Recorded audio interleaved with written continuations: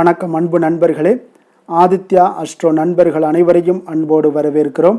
மாத ராசி பலன்களை நீங்கள் தெரிந்து கொள்வதற்கு எங்களது சேனலை சப்ஸ்கிரைப் செய்து கொள்ளுங்கள். இப்போ நம்ம பார்க்க போகிறது பார்த்திங்கன்னா ஆடி மாதத்திற்குண்டான ராசி பலன்களை தான் நம்ம பார்க்க போகிறோம். அப்போ இந்த ஆடி மாதத்தில் என்ன நன்மைகள் உங்களுக்கு ஏற்பட போகுது, சாதகமான பலன்கள், பாதகமான பலன்கள், இது என்ன அப்படின்றத தெளிவாக டீட்டெயில்டாக நம்ம தொடர்ந்து நம்ம பார்க்க போகிறோம். 12 ராசிக்குண்டான ராசி பலன்களை நம்ம முழுவதுமாக பார்க்க போகிறோம்ங்க. எங்கள் சேனலை நீங்கள் சப்ஸ்கிரைப் பண்ணலை இது வரைக்கும் அப்படின்னா சப்ஸ்கிரைப் பண்ணி வச்சுக்கோங்க. சப்ஸ்கிரைப் பண்ணி அருகில் உள்ள பெல் பட்டனை ப்ரெஸ் பண்ணி உங்களுக்கு நோட்டிஃபிகேஷன் கிடைக்கிற மாதிரி செய்து கொள்ளுங்க.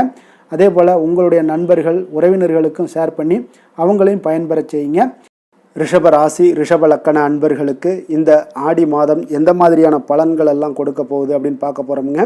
அப்போ இந்த ஆடி பார்த்திங்கன்னா ஜூலை 17ஆம் தேதி ஆகஸ்ட் 17 வரைக்கும் இந்த ஆடி மாதம் உங்களுக்கு இருக்க போகுதுங்க.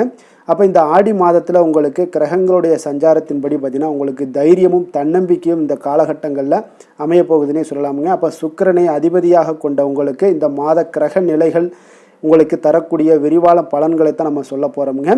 அப்போ இந்த ஆடி மாதத்தில் கிரகங்களுடைய சஞ்சாரங்கள் பார்த்திங்கன்னா குரு பகவான் உங்களுடைய ராசிக்கு 3ஆம் வீடான கடகத்தில் உச்சம் பெற்று சஞ்சரிக்கிறாருங்க. இது உங்களுடைய முயற்சி ஸ்தானத்தை வலுப்படுத்தக்கூடிய ஒரு காலமாக இருக்குங்க. அப்போ நீங்கள் எந்த ஒரு முயற்சிகள் பண்ணாலும், அதாவது திருமண விஷயங்களாக இருக்கட்டும், உங்களுடைய வேலை விஷயங்களாக இருக்கட்டும், இந்த மாதிரியான முயற்சிகள் பண்ணிங்கன்னா நிச்சயம் உங்களுக்கு நல்ல ஒரு மாற்றங்களை ஏற்படுத்தி கொடுக்குங்க. அதே போல் ராகு கேது, ராகு 10ஆம் வீட்லேயும் உங்களுக்கு கும்பத்தில் சஞ்சரிக்கிறாருங்க. கேது 4ஆம் வீட்லேயும் சிம்மத்தில் சஞ்சாரம் செய்கிறாருங்க. அப்போ உங்களுக்கு தொழில் ஸ்தானத்தில் ராகு இருப்பது நல்ல ஒரு மிகப்பெரிய ஒரு அதிரடி மாற்றங்களை எல்லாம் தருவார்னே சொல்லலாமுங்க.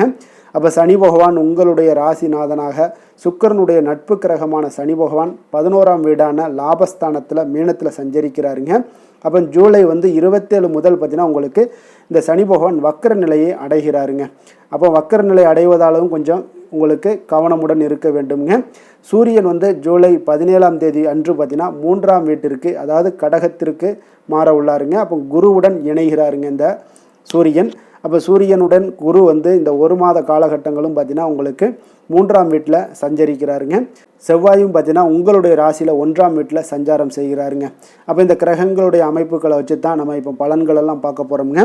தொழில் உத்தியோகம், அதாவது உங்களுடைய தொழில் உத்தியோகம் எப்படி இருக்குது அப்படின்னு பார்த்தீங்கன்னா இந்த கிரகங்களுடைய அமைப்பால் 10ல் ராகு 11ல் சனி இருக்கக்கூடிய அமைப்பு உங்களுக்கு தொழில் ரீதியாக உங்களுக்கு மிகப்பெரிய ஒரு உச்சத்தை தரக்கூடியவராக இருக்காருங்க. உத்தியோகத்தில் இருப்பவங்களுக்கு புதிய பொறுப்புகள், பதவி உயர்வு, சம்பள உயர்வு இதையெல்லாம் கிடைக்க வாய்ப்புகள் அதிகம் உள்ளது. அதே போல் பார்த்திங்கன்னா உங்களுக்கு வியாபாரத்தில் புதிய வாடிக்கையாளர்கள் எல்லாம் கிடைக்கக்கூடிய ஒரு வாய்ப்பும் உண்டாகுதுங்க. கூட்டுத் தொழிலில் நல்ல லாபகரமான அமைப்பு எல்லாத்தையும் இந்த காலகட்டங்கள் ஆடி மாதத்தில் ஏற்படுத்தி கொடுக்குங்க. நிதி நிலைமை, வருமானம், இந்த மாதிரி விஷயங்கள் எல்லாம் பார்த்திங்கன்னா உங்களுக்கு லாபஸ்தானத்தில் சனி வக்கரம் அடைந்தாலும் பார்த்திங்கன்னா 3ல் சூரியன் மற்றும் உச்ச குருவினுடைய சேர்க்கை இருப்பதால் வருமானத்திற்கு எந்த குறையுமே இருக்காதுங்க. அதே போல் உங்களுக்கு தடைபட்டிருந்த பெரிய தொகைகள் இது எல்லாமே உங்களுடைய கைக்கு சேரக்கூடிய ஒரு காலம்னே சொல்லலாமுங்க. அப்போ பங்குச்சந்தை, கமிஷன் போன்ற வழிகளில் நீங்கள் எதிர்பார்த்ததை விட நல்ல லாபங்கள் உங்களுக்கு இந்த காலகட்டங்கள் உங்களுக்கு அமைச்சு கொடுப்பாருங்க. குடும்பம் மற்றும் உறவுகளில் எப்படி இருக்கும் அப்படின்னு பார்த்தீங்கன்னா உங்களுக்கு 3ஆம் வீட்டில் குரு உச்சம் பெற்று இருப்பதால் உங்களுடைய 7, 9, 11ஆம் வீடுகளை பார்ப்பதாலும் சரி, குடும்பத்தில் தடைபட்டிருந்த சுபகாரியங்கள், குறிப்பாக பார்த்தீங்கன்னா திருமணம் போன்ற விஷயங்கள் எல்லாமே உங்களுக்கு இந்த காலகட்டங்களில் கைகூடக்கூடிய ஒரு வாய்ப்பு நிறைய காணப்படுதுங்க. இளைய சகோதரர் சகோதரிகளுடன் பார்த்திங்கன்னா இருந்து வந்த கருத்து வேறுபாடுகளும் உங்களுக்கு நீங்கி நல்ல ஒற்றுமைகள் மேம்படக்கூடிய ஒரு காலம்னே சொல்லலாமுங்க. அப்போ உறவினர்கள் மத்தியில் உங்களுடைய மதிப்பு எல்லாமே உயரக்கூடுங்க. ஆரோக்கியத்தில் எப்படி இருக்கும் அப்படின்னு பார்த்தீங்கன்னா இந்த காலகட்டங்களில் செவ்வாய் உங்களுடைய ராசியிலேயே சஞ்சரிப்பதால் உடல் உஷ்ணமாகுங்க, தலைவலி வரக்கூடிய வாய்ப்பு இருக்குது. ரத்தம் சம்பந்தமான சிறு சிறு உபாதைகள் எல்லாம் அல்லது அஜீரண கோளாறுகள் இந்த மாதிரியான விஷயங்கள் எல்லாமே வரலாமுங்க. அதனால் இந்த காலகட்டங்களில் கோபத்தை கட்டுப்படுத்துவது மிகவும் அவசியமுங்க. வாகனங்கள் இயக்கும்போது மிதமான ஒரு வேகத்தில் செல்லுங்க. அதுதான் இந்த காலகட்டத்தில் உங்களுக்கு நன்மைகளை ஏற்படுத்தி கொடுக்குங்க. அப்போ நட்சத்திரங்களுடைய அடிப்படையில் நம்ம பார்த்தோம்னா கார்த்திகை நட்சத்திரம் 2, 3, 4ஆம் பாதத்தில் பிறந்தவங்களுக்கு உங்களுடைய தைரியமும் வீரியமும் பார்த்திங்கன்னா கூடக்கூடிய ஒரு வாய்ப்பு இருக்குங்க. அரசாங்க வழியில் அல்லது அதிகார பதவியில் நீங்கள் இருப்பவர்களாக இருந்தீங்கன்னா பெரிய ஆதாயங்கள் எல்லாமே உங்களுக்கு உண்டாகக்கூடுங்க. நீங்கள் சூரியனுடைய ஆதிக்கம் பெற்றவரால் சுயதொழிலில் தொடங்கக்கூடிய எண்ணங்கள் எல்லாமே உங்களுக்கு நிறைவேறக்கூடுங்க. அரசியல் மற்றும் பொது வாழ்க்கையில் இருப்பவர்களுக்கு புதிய பதவிகள் எல்லாமே தேடி வரக்கூடிய ஒரு காலம்னே சொல்லலாமுங்க. அப்போ நீங்கள் எச்சரிக்கையாக எதில் இருக்கணும் அப்படின்னு பார்த்தீங்கன்னா, வீண் பிடிவாதத்தை தவிர்ப்பது இந்த காலகட்டங்களில் உங்களுக்கு நன்மையை தருமுங்க. முக்கியமாக அதிகாரிகளிடம் பேசும்போது நிதானமாக பேச வேண்டிய ஒரு காலம்னே சொல்லலாமுங்க. அப்போ ரோஹிணி நட்சத்திரத்தில் பிறந்த உங்களுக்கு சந்திரனுடைய ஆதிக்கம் பெற்றவர்களுங்க. நீங்கள் கலைநயம், ஆடை, ஆபரண சேர்க்கை இதெல்லாமே உங்களுக்கு இந்த மாதம் உண்டாகக்கூடுங்க. கற்பனை திறன், படைப்பாற்றல்கள் இதெல்லாமே உங்களுக்கு கூடும்னே சொல்லலாமுங்க.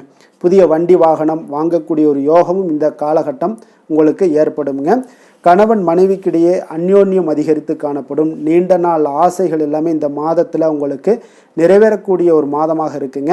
அப்போ நீங்கள் எதில் எச்சரிக்கையாக இருக்கணும் அப்படின்னு பார்த்தீங்கன்னா, உங்களுக்கு மனக்குழப்பத்தை தவிர்த்து தீர்க்கமான முடிவுகளை எல்லாம் எடுங்க. சளி, இருமல் போன்ற நீர் சம்பந்தமான உபாதைகள் எல்லாம் வரலாம். அதில் கொஞ்சம் கவனமுடன் இருப்பது இந்த காலகட்டங்களில் நல்லதுங்க. மிருகசீரிடம் நட்சத்திரத்தில் பிறந்த, அதாவது 1, 2ஆம் பாதத்தில் பிறந்த செவ்வாயினுடைய ஆதிக்கம் பெற்ற நபர்கள் பார்த்தீங்கன்னா, இந்த நிலம், வீடு, சொத்து சம்பந்தமான முதலீடுகளில் மிகப்பெரிய ஒரு லாபத்தை இந்த மாதம் உங்களுக்கு காண்பீங்க. அப்போ பூர்வீக சொத்துக்களில் உங்களுக்கு சிக்கல்லாம் பார்த்தீங்கன்னா சுமூகமாக முடியக்கூடுங்க. அப்போ புதிய வருமான வழிகள் எல்லாமே உங்களுக்கு ஏற்பட காண்பீங்க. கடன்களை அடைப்பதற்குண்டான ஒரு சூழல் எல்லாமே உங்களுக்கு சாதகமாக உண்டாகுதுங்க. அப்போ நீங்கள் எதில் எச்சரிக்கையாக இருக்கணும் அப்படின்னு பார்த்தீங்கன்னா, மிருகசீரியஸ்காரர்கள் ராசி மற்றும் நட்சத்திர நாதனான செவ்வாயினுடைய தாக்கத்தால் முன்கோபங்கள் உங்களுக்கு வரலாமுங்க. கணவன் மனைவிக்கிடையே தேவையற்ற வாக்குவாதங்களை நீங்கள் தவிர்த்தீங்கனாலே போதும். இந்த காலங்கள், இந்த 1 மாத காலங்கள் உங்களுக்கு மிகச்சிறப்பாக அமையுங்க. அப்போ இந்த ஆடி மாதத்தில் நீங்கள் எளிய பரிகாரம்னு ஏதாவது செய்யணும்னு நினச்சிங்கன்னா, மன அமைதி, ஆரோக்கியத்திற்கு செவ்வாய்க்கிழமைகளில் முருகப்பெருமானுக்கு செவ்வரளி மலர் சாத்தி நெய் தீபம் ஏற்றி வழிபடுவது மிக மிக நல்லதுங்க. சுபகாரியங்கள்லாம் தடையின்றி நடக்கணும் அப்படின்னு நினச்சிங்கன்னா, உங்களுக்கு வெள்ளிக்கிழமைகளில் மகாலட்சுமி அல்லது துர்க்கை அம்மனுக்கு அர்ச்சனை செய்து வழிபடுவது உங்களுடைய பொருளாதார வளர்ச்சியை இன்னும் மேலும் அதிகரிக்கக்கூடிய ஒரு வாய்ப்பை ஏற்படுத்தி கொடுக்குங்க. கருணையும் இரக்கமும் அதிகமாக கொண்ட ரிஷபராசி அன்பர்களே, உங்களுடைய ராசியோட நாதன் பார்த்தீங்கன்னா சுக்கிர பகவானுங்க. அப்போ நீங்கள் பெருமாள் கோவில் சென்று மகாலட்சுமியை வணங்குவது மிக சிறப்பாக இருக்குங்க. மகாலட்சுமிக்கு வாசனை பூக்களாலும் குங்குமத்தாலும் நீங்கள் அர்ச்சனை செய்து வந்தீங்கன்னா உங்கள் மனம் நிம்மதி மற்றும் வீட்டில் செல்வம் பெருகக்கூடுங்க. மேலும் தினசரி குலதெய்வ வழிபாடும் நீங்கள் செய்து வருவதால் அனைத்து விதமான கஷ்டங்கள் எல்லாம் தீரும், மனமகிழ்ச்சி அடைவீங்க.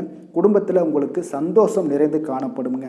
குலதெய்வ வழிபாடு மென்மேலும் உங்களுக்கு வளர்ச்சியை அதிகரித்து தரக்கூடியவராக இருப்பாருங்க.